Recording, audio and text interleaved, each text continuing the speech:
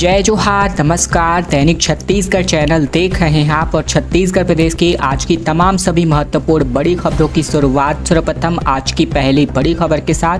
छत्तीसगढ़ में संविदा कर्मचारी अपने नियमितीकरण की मांग को लेकर के बीते सालों से हड़ताल कर रहे हैं और इस हड़ताल पर यानी आग पर घी डालने का काम सरकार करती नजर आ रही है, क्योंकि 211 संविदा कर्मचारियों को सरकार ने नौकरी से निकाल दिया है। बीजापुर कलेक्टर ने ये कार्यवाही की है। हड़ताल पर कर रहे कर्मचारियों की सेवा समाप्ति का ये आदेश कलेक्टर ने जारी किया है। छत्तीसगढ़ के संविदा कर्मचारियों पर एक्शन शुरू हो चुका है। सरकार ने 3 दिन काम पर नहीं लौटने की सूरत में कार्यवाही की चेतावनी दी थी और अब 211 कर्मचारियों को एक साथ बर्खास्त किया गया है। नेशनल हेल्थ मिशन के कर्मचारियों की सेवा समाप्ति का ये आदेश जारी हुआ है। कलेक्टर राजेंद्र काटारा ने ये आदेश जारी किया है। संविदा कर्मचारी नियमितीकरण की मांग को लेकर के 3 जुलाई से हड़ताल पर थे। इस कार्यवाही का संविदा कर्मचारियों के संगठन ने विरोध भी किया। सरकार ने संगठन के प्रदेश अध्यक्ष कौशलेश तिवारी ने कहा है कि कांग्रेस और खुद मुख्यमंत्री भूपेश बघेल ने कहा था कि नियमितीकरण की मांग पूरा करेंगे। हम संवाद करना चाहते हैं और ऐसे में संवाद न होने की वजह से लगातार हमारा आंदोलन जारी रहेगा। संवाद के स्थान पर अब सामूहिक बर्खास्त किया गया है। हम ये कहते हैं कि लोकतंत्र में संवाद की जगह होती है। फिलहाल कौशलेश तिवारी ने ये बयान जारी किया। बेरोजगारी भत्ते की चौथी किस्त जारी हो चुकी है। 31 करोड़ 71 लाख रुपए युवाओं के खाते में भेजे गए। भत्ते के साथ ही अब ट्रेनिंग भी दी जा रही है। छत्तीसगढ़ के बेरोजगार युवाओं के खाते में बेरोजगारी भत्ते की तीसरी किस्त का भुगतान युवाओं के खाते में ऑनलाइन तरीके से हस्तांतरित हुआ। मुख्यमंत्री भूपेश बघेल 1,22,626 युवाओं के खाते में 31 करोड़ 71 लाख रुपए हस्तांतरित किए। सीएम हाउस में आयोजित इस कार्यक्रम में गृह मंत्री ताम्रध्वज साहू और स्कूल शिक्षा मंत्री रविंद्र चौबे भी मौजूद रहे। बेरोजगारी भत्ते की योजना के तहत अब तक 80 करोड़ 72 लाख 30 हजार रुपए की राशि इस योजना के अंतर्गत युवाओं के खाते में ट्रांसफर हो चुकी है। चौथी किस्त को मिलाकर अब तक 112 करोड़ रुपए की राशि युवाओं के खाते में भेजी गई है। इसके अलावा बता दें कि पहली किस्त 30 अप्रैल जबकि दूसरी किस्त 31 मई और तीसरी किस्त 30 जून को प्रदेश के युवाओं को जारी की गई है। और अब बेरोजगारी भत्ते के आवेदन के साथ ही युवाओं को स्किल डेवलपमेंट के लिए भी कोर्स कराया जा रहा है। और अब एक भीषण खबर, जहां 10 दिनों के अंदर ही 20,000 से अधिक मरीज कंजक्टिवाइटिस के मिल चुके हैं। पूरे छत्तीसगढ़ में पिंक आई के सैंपल सामान्य है। वायरस में कोई बदलाव फिलहाल नहीं दिखाई दे रहा है। छत्तीसगढ़ में पिंक आई के मामले लगातार बढ़ने की वजह से इसके वायरस के बदलाव की आशंका जताई जा रही है। वायरस की पहचान के लिए स्वास्थ्य विभाग ने कुछ सैंपल कल्चर एंड सेंसिटिविटी की जाँच कराई है। वायरस में किसी भी तरह का बदलाव फिलहाल नहीं हुआ है। संचालक महामारी नियंत्रक डॉक्टर सुभाष मिश्रा के मुताबिक सैंपल की कल्चर जांच मेडिकल कॉलेज रायपुर में कराया गया था। इसकी रिपोर्ट सामान्य आई है। वायरस में किसी भी तरह का कोई म्यूटेंट बदलाव नहीं हुआ है। ऐसे में जो दवाएं सामान्य और कंजक्टिवाइटिस के लिए उपयोग की जा रही हैं वही दवाएं अब उपयोग होंगी। बता दें कि प्रदेश में पिछले 10 दिनों में 20,000 से अधिक पिंक आई के मरीज मिल चुके हैं। अस्पतालों में नेत्र रोग विभाग की ओपीडी हर दिन 30 से 40% तक पिंक आई के केस आ रहे हैं। खतरा इसलिए है क्योंकि यह कोरोना की तरह तेजी से फैलता है। कारण यही है कि एक मरीज को होने के बाद दूसरे व तीसरे को होने में यह टाइम नहीं लेता। पिंक आई के अधिकांश केस पीड़ित के संपर्क में आने की वजह से ही हो रहे हैं।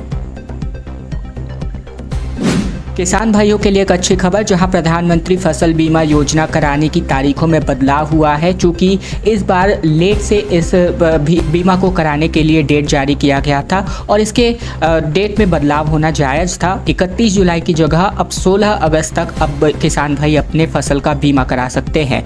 किसान 16 अगस्त तक बीमा करवा सकते हैं। और बता दें कि इसके लिए पहली तारीख 31 जुलाई थी। किसान जिला सहकारी केंद्रीय बैंक, छत्तीसगढ़ राज्य ग्रामीण बैंक या व्यावसायिक बैंकों में जाकर अपने फसल का बीमा करवा सकते हैं। उप संचालक कृषि से मिली जानकारी के मुताबिक प्रधानमंत्री फसल बीमा योजना के तहत वर्ष 2023-24, 24-25 और 25-26 के खरीफ और रबी सीजन के लिए फसल बीमा योजना लागू की गई है, जिसके तहत खरीफ सीजन के धान सिंचित, असिंचित, मक्का, कोदो, कुटकी, रागी, अरहर, उड़द और मूंग की फसल शामिल है। वहीं रबी सीजन के लिए चना, गेहूं, सिंचित, असिंचित और राई साथ ही सरसों को फसल को अधिसूचित किया गया है। खरीफ फसल के लिए बीमा की राशि का 2% और रबी फसल के लिए राशि का 1.5% वहन किया जाएगा। 3 साल के लिए जिले में चयनित HDFC Ergo general insurance company limited को फसल बीमा करने को निर्धारित किया गया है। टमाटर के रेट अब डबल सेंचुरी को पार कर चुके हैं। 200 के पार टमाटर के दाम पहुंच चुके हैं। हफ्ते भर अब यही हालात रहने के आसार हैं। करीब करीब हर सब्जी का जायका बढ़ाने वाले टमाटर इन दिनों लोगों के खाने के स्वाद बिगाड़ रहा है। टमाटर अब धीरे धीरे रसोई से बाहर होता जा रहा है। हर दिन के साथ ही टमाटर के दामों में तेजी देखी जा रही है। वहीं दूसरी सब्जियों के दाम भी पीछे नहीं हैं। टमाटर समेत कई सब्जियां इन दिनों 100 रुपये प्रति किलो तक बिक रही हैं, तो वहीं टमाटर के दामों में सारे रिकॉर्ड तोड़ दिए हैं। बाजार में इन दिनों टमाटर 180 रुपये से लेकर 200 रुपये प्रति किलो पर बिक रहा है। इसके अलावा हरी मिर्च, धनिया और अदरक भी महंगा हो गया है। रविवार को टमाटर के दामों में तगड़ा इजाफा भी देखने को मिला था, जिसके बाद से नए रेट 200 के पार पहुंच गए। जहां 2 दिन पूर्व टमाटर 120 से 140 रुपये बिक रहा था, वर्तमान में टमाटर की कीमत 200 रुपये पार कर चुकी है और अब यही हालात पूरे हफ्ते भर रहने की संभावना है। 11 अगस्त को छत्तीसगढ़ आ सकते हैं खड़गे। जांजगीर चांपा में जिले में तैयारी हो रही है। मिनी माता की पुण्यतिथि पर कार्यक्रम आयोजित हो रहा है, जिसमें शामिल होने शिरकत कर सकते हैं। छत्तीसगढ़ में विधानसभा चुनाव को लेकर राजनीतिक सरगर्मियां अब तेज हो गई हैं। प्रदेश में लगातार राष्ट्रीय नेताओं का दौरा चल रहा है और इसी कड़ी में कांग्रेस के राष्ट्रीय अध्यक्ष मल्लिकार्जुन खड़गे का भी दौरा होने वाला है। कांग्रेस सूत्रों से मिली जानकारी के मुताबिक 11 अगस्त को खड़गे के दौरे की तैयारी हो रही है। दरअसल इसी दिनों मिनी माता की पुण्यतिथि है और इसी कार्यक्रम के में राष्ट्रीय अध्यक्ष को शामिल किया जा सकता है। बताया जा रहा है कि कार्यक्रम का आयोजन जांजगीर चांपा जिले में होगा और यहाँ के कांग्रेस विधानसभा चुनाव प्रचार अभियान की शुरुआत कर सकती है। जांजगीर चांपा जिले की ज्यादातर सीटें अनुसूचित जाति के लिए रिजर्व हैं और ऐसे में यहाँ अविभाजित जांजगीर जिले के 6 में से सिर्फ 2 सीटों पर कांग्रेस के विधायक हैं। बाकी 2 सीटों पर बीजेपी और 2 सीटों पर बसपा के विधायक हैं। माना जा रहा है कि अनुसूचित जाति वर्ग का समर्थन हासिल करने के लिए मल्लिकार्जुन खड़गे की बड़ी सभा आयोजित करने की तैयारी हो रही थी। मंगलवार से आम आदमी पार्टी के विधायकों के आवास का घेराव करने की योजना पर काम करने वाली है। यानी आज से रायपुर पश्चिम विधानसभा से इसकी शुरुआत होगी। कांग्रेस और बीजेपी कंबल ओढ़ करके घी पीने में व्यस्त है, ये आम आदमी पार्टी का कहना है। छत्तीसगढ़ में आम आदमी पार्टी 90 विधायकों के आवासों का घेराव करेगी, जिसके लिए पार्टी के पदाधिकारियों ने प्रेस कॉन्फ्रेंस कर अपनी रणनीति की जानकारी साझा की है। उन्होंने कहा है कि कांग्रेस और भाजपा के तमाम नेता कंबल ओढ़ करके घी पीने में लगे हुए हैं। उन्हें आम आदमी की समस्या नहीं दिखती है। राजधानी में जलभराव की समस्या का नतीजा ये हुआ कि 300 घरों के लोगों को एनडीआरएफ की मदद से बोट से रेस्क्यू करना पड़ा। आम आदमी पार्टी के मुख्य प्रदेश प्रवक्ता सूरज उपाध्याय ने कांग्रेस सरकार से मांग की है कि जलभराव वाले क्षेत्रों में प्रभावित लोगों को राहत और बचाव कार्य में तेजी से होना चाहिए। इसके लिए स्थानीय जनप्रतिनिधियों को जनता के बीच जाना जरूरी है। उन्होंने आरोप लगाते हुए कहा कि शहर की समस्याओं को लेकर न ही कांग्रेस और न ही भाजपा के नेताओं की चिंता है। फिलहाल प्रेस कॉन्फ्रेंस में आम आदमी पार्टी ने यही बातें कही। त्योहारी सीजन में नई उड़ानों की सौगात छत्तीसगढ़ वासियों को मिल सकती है। विमानन कंपनी के प्रतिनिधियों ने इसका निरीक्षण भी कर लिया है। आने वाले 3 महीनों के अंतर ही छत्तीसगढ़ के हवाई यात्रियों को नई उड़ानों की सौगात मिल सकती है। बताया जा रहा है कि अक्टूबर के आखिर तक रायपुर से लेकर के राजकोट, पटना व रांची के लिए सीधी उड़ानें शुरू हो सकती है। इसके लिए विमानन कंपनी के प्रतिनिधि पिछले दिन स्वामी विवेकानंद पहुंचे। इसी के साथ ही रायपुर के ट्रैवल संचालक से लगातार नई उड़ानों के संबंध में चर्चा की जा रही है। इन क्षेत्रों के लिए उड़ान शुरू करने से ट्रैफिक कितना मिल सकता है, इन क्षेत्रों के लिए रायपुर संभाग में मांग कितनी है, ये तमाम जानकारियां यहां पर ली जा रही हैं। आदिवासी नेता ने कहा कि बीजेपी नेता अगर दिखे तो काट डालो। सुरजू टेकाम के बयान पर अब बीजेपी ने क्या कार्यवाही की मांग की है, वो इस वक्त आप अभी देख रहे हैं। दरअसल छत्तीसगढ़ के आदिवासी नेता सुरजू टेकाम का एक वीडियो जो है काफ़ी ज़्यादा वायरल हो रहा है, जिसमें उन्होंने कहा है कि चुनाव के लिए इस समय अगर कोई भी भाजपाई यहाँ आते हैं तो उन्हें काट डालो। अब इस बयान को लेकर के बीजेपी नेताओं ने थाने में पहुँचकर शिकायत भी दर्ज करा दी है। दरअसल ये सब सुरजू टेकाम ने उस वक्त कहा जब वे मानपुर में आम सभा को संबोधित कर रहे थे। दरअसल रविवार को मणिपुर हिंसा के विरोध में कांग्रेस और आदिवासी समाज ने प्रदर्शन किया था और इस दौरान विधायक इंद्र साहब मंडावी भी मौजूद थे। सभा में आदिवासी नेता सुरजू टेकाम ने बीजेपी, आरएसएस और बजरंग दल को लेकर अपशब्द कहे। साथ ही मणिपुर में महिला को निर्वस्त्र कर घुमाने पर प्रधानमंत्री और केंद्रीय मंत्री पर भी आपत्तिजनक टिप्पणी की। आदिवासी नेता के विवादित बयान पर बीजेपी नेता केस दर्ज करने और कार्यवाही की मांग कर रहे हैं। सांसद संतोष पांडे ने कहा कि धार्मिक भावनाओं को भड़काने का काम यहाँ किया गया है। एक बड़ी खबर भारतीय रेलवे में सफ़र करने वाले व्यक्तियों के लिए, क्योंकि दूसरे की टिकट पर अब घर वाले भी यहाँ ट्रेन पे सफ़र कर सकते हैं। रेलवे ने नया नियम जारी किया है। दरअसल अगर आप ट्रेन में सफ़र करते हैं तो ये खबर आपके लिए काम की हो सकती है, क्योंकि ट्रेन में सफ़र करने से पहले कुछ ज़रूरी नियम को जानकारी प्राप्त करना ज़रूरी होता है।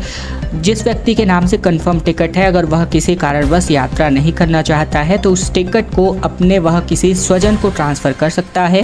यह सुविधा रेलवे की मॉडिफिकेशन स्कीम के अंतर्गत चल रही है। इसके लिए यात्रियों के पास कंफर्म टिकट होना अनिवार्य है। इतना ही नहीं, यात्री ट्रेन रवाना होने से 48 घंटे पहले तक टिकट काउंटर से टिकट की तारीख आगे भी बढ़वाया जा सकता है। साथ ही ट्रेन बदल भी जा सकता है। इसमें यात्री को स्लीपर के लिए 20 और एसी के लिए 45 रुपये अतिरिक्त चार्ज देना होगा। रेलवे यात्रियों के सामने कई बार ऐसी समस्याएं आती रही हैं, जिसको लेकर के अब ये नया सुझाव रेलवे ने लागू किया है।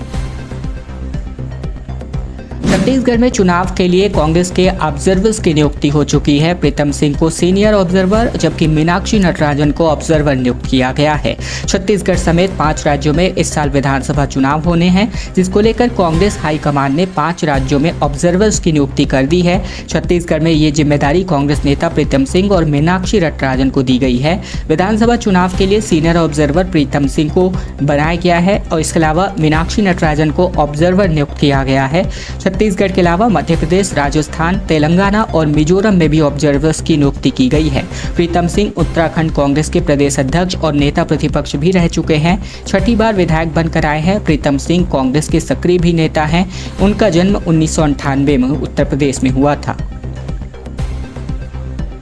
छत्तीसगढ़ में वर्षा का असमान वितरण इन दिनों दिखाई दे रहा है। बीजापुर, सुकमा में तो बाढ़ हो रही है, लेकिन सरगुजा समेत कुल 10 जिले ऐसे हैं जहां सूखे के हालात हैं और खेतों में भी अब दरारें आने लगी हैं। छत्तीसगढ़ में मानसून को लगभग 1.25 महीने बीत चुके हैं और इस वक्त आप अभी अपनी स्क्रीन पर 2 तस्वीरें देख रहे हैं। एक बस्तर संभाग का है, खासकर बीजापुर का, और दूसरा जो है यहाँ पर आप सरगुजा संभाग की तस्वीरें देख रहे हैं। छत्तीसगढ़ में मानसून लगभग 1.25 महीने हो गए हैं, लेकिन बारिश का वितरण अभी भी जबरदस्त असमानताएं लिए हुए है। बीजापुर और सुकमा जिले में 5 जिलों में इतनी बारिश हुई है कि पिछले 10 दिनों से 2 से 3 बार बाढ़ से घिर चुके हैं, लेकिन पूरे छत्तीसगढ़ में ऐसा नहीं है। सरगुजा समेत 10 ऐसे जिले हैं जो अब तक बारिश को तरस रहे हैं। सरगुजा में तो अब तक सामान्य की 1/3 बारिश भी नहीं हो पाई है। वहीं इन जिलों के बांध और एनीकट में अब तक पानी के यहाँ पर खाली दिखाई दे रहे हैं। यहाँ तक कि खेतों में भी दरारें आने लगी हैं। छत्तीसगढ़ में आमतौर पर बस्तर संभाग सबसे ज़्यादा बारिश वाला रहता है। मध्य और उत्तरी छत्तीसगढ़ में सामान्य उससे कम बारिश का ट्रेंड है। बस्तर में अधिक बारिश ही प्रदेश के शेष हिस्सों में बारिश की कमी को पूरा करता रहा है। इसीलिए प्रदेश में ओवरऑल बारिश का औसत आसपास के पहुंच जाता है। और इस साल भी उत्तरी छत्तीसगढ़ के सरगुजा, कोरिया, सूरजपुर, रायगढ़, कोरबा, जसपुर, जांजगीर तथा मध्य छत्तीसगढ़ के बेमेतरा, कबीरधाम में कम बारिश हुई है। हमारे प्रयास से 12 जातियां जनजाति सूची में शामिल हुई। मुख्यमंत्री भूपेश बघेल ने कहा, बीजेपी क्रेडिट लेने की कोशिश कर रही है, केंद्रीय मंत्री और साव में कौन सही है। दरअसल राज्यसभा में छत्तीसगढ़ की 12 जातियों को अनुसूचित जनजाति की सूची में शामिल किए जाने के विधेयक को मंजूरी मिलने के बाद अब राजनीति तेज हो गई है। बीजेपी अध्यक्ष अरुण साव जहाँ इसे बीजेपी के प्रयासों का नतीजा बता रहे हैं, वहीं दूसरी ओर मुख्यमंत्री भूपेश बघेल का कहना है कि इस मामले में बीजेपी क्रेडिट लेने की कोशिश कर रही है। मुख्यमंत्री ने कहा कि साल 2017 में रमन सिंह ने प्रधानमंत्री मोदी को पत्र लिखा था, जिसके बाद फिर उन्होंने अनुसूचित जनजाति आयोग के तत्कालीन अध्यक्ष नंद कुमार साय को पत्र लिखा। ये चलता रहा, लेकिन इसके पहले कोई फायदा नहीं हुआ। सीएम ने अपने प्रयासों का जिक्र करते हुए कहा कि उसके बाद जो हमने लोगों को ने प्रयास किया वो 2021 का लेटर है जो प्रधानमंत्री को लिखा गया और लगातार हम लोग प्रयास करते रहे, तब जाकर ये सफलता हासिल हुई। फिलहाल इस तमाम घटनाओं को लेकर के मुख्यमंत्री ने यही बयान जारी किया। छत्तीसगढ़ के एक जवान की तबीयत बिगड़ने पर एयर एम्बुलेंस के माध्यम से दिल्ली भेजा गया। 15 किलोमीटर का ग्रीन कॉरिडोर इस जवान के लिए बनाया गया। बीजापुर का जवान जगदलपुर में एडमिट था। दरअसल बस्तर में नक्सल मोर्चे पर तैनात जवान की तबीयत अचानक से बिगड़ने के बाद उसे एयर एम्बुलेंस के माध्यम से दिल्ली भेजा गया। जवान की हालात को देखते हुए डिमरापाल अस्पताल से जगदलपुर के दंतेश्वरी एयरपोर्ट तक 15 किलोमीटर का ग्रीन कॉरिडोर भी बनाया गया था। मलेरिया से पीड़ित जवान बीजापुर जिले में CRPF 153वीं बटालियन में पदस्थ जबरदस्त है। जवान का नाम अकन राव है। 26 जुलाई को उसकी अचानक तबीयत बिगड़ गई थी और उसे तेज बुखार की शिकायत थी, जिसके बाद तबीयत बिगड़ने पर उसे जिला अस्पताल में भर्ती भी कराया गया था, लेकिन उसके हालात में सुधार नहीं हुआ। इसके बाद 28 जुलाई को उसे जगदलपुर के डिमरापाल अस्पताल में भर्ती कराया गया, जहां उसका इलाज किया गया, मगर वहां भी उसके हालात ठीक नहीं हुए। फिर हैदराबाद के लिए यहां एयर एम्बुलेंस के लिए बुलाया गया। विधायकों की खराब परफॉर्मेंस पर सीएम भूपेश बघेल ने कहा कि विधायक और मंत्री अपने दम पर चुनाव जीतेंगे। 71 में से 2-4 की ही स्थितियां खराब है। दरअसल छत्तीसगढ़ में चुनाव करीब आते ही अब विधायकों की परफॉर्मेंस और सर्वे रिपोर्ट को लेकर के सियासी गलियारों में चर्चाएं चल रही हैं। कांग्रेस के कई विधायकों का प्रदर्शन खराब बताया गया, जिसकी वजह से भूपेश बघेल ने सिरे से इसको खारिज कर दिया। विधायकों की परफॉर्मेंस को लेकर मीडिया के सवालों पर मुख्यमंत्री ने कहा कि ज्यादातर विधायक और मंत्रियों का परफॉर्मेंस अच्छा है और तभी तो सरकार रिपीट होगी। अगर परफॉर्मेंस खराब है तो सरकार कैसे बनेगी? सीएम ने जोर देकर कहा कि अधिकांश विधायकों की स्थितियां ठीक है। 71 विधायकों में से 2 ही 4 की स्थितियां खराब हो सकती हैं, सबकी नहीं। बहुत सारे मंत्री और विधायक भी ऐसे हैं जो अपने दम पर चुनाव जीतने वाले हैं। वीडियो पसंद आए तो वीडियो को लाइक करना मत भूलेगा। चैनल पर अगर आप नए हैं तो चैनल को भी जरूर से सब्सक्राइब कर लीजिएगा। वीडियो को सपोर्ट करने के लिए वीडियो को लाइक और शेयर करना मत भूलिएगा।